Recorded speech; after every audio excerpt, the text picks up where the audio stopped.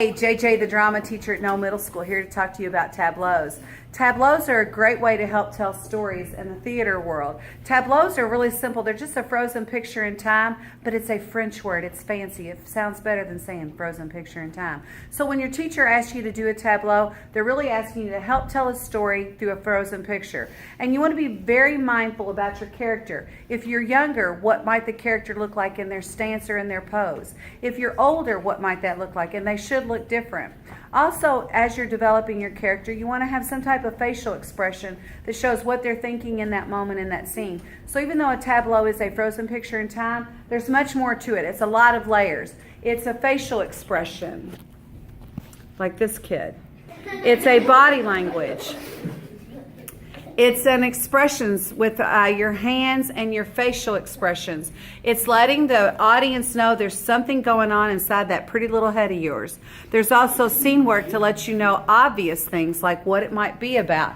And then there might be some discovery because you see two and you're confused and you're like, wait, I now want to see what this story's about. So tableaux help create interest and they help pique your curiosity. And then through scene work, we have discovery. So now we're going to discover what this surprise party tableau is about in 3, 2, begin your scene work.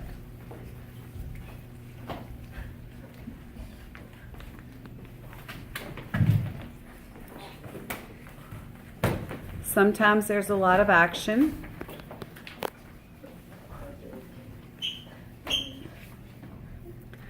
They've been instructed not to talk or not to use their lips to demonstrate, just to use their body language.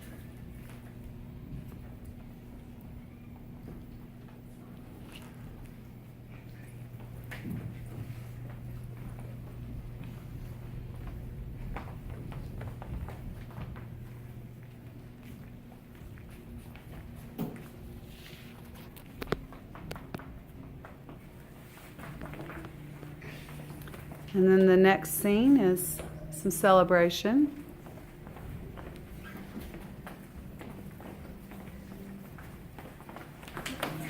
Oh, and then there's another tableau. Freeze, stay right there. Audience, can someone tell me through the discovery any relationships that you discovered in there?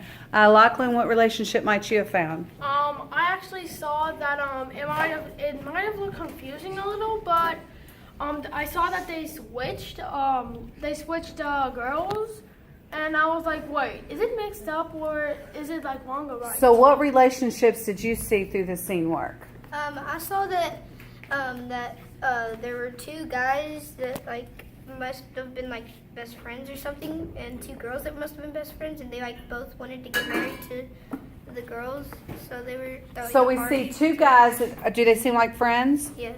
And we see two girls. Do they seem like friends? Yes. So we're seeing two couples, but then we see that we might need to discover further why there was one proposal.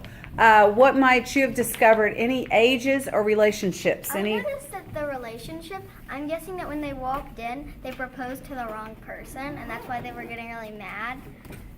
So part of scene work is to create curiosity to make the audience want to watch more. What do you think, or prediction that you think that's going to happen in the next scene? I think the person in the blue shirt, I think he was like a kid that was just like, what is going on in the beginning.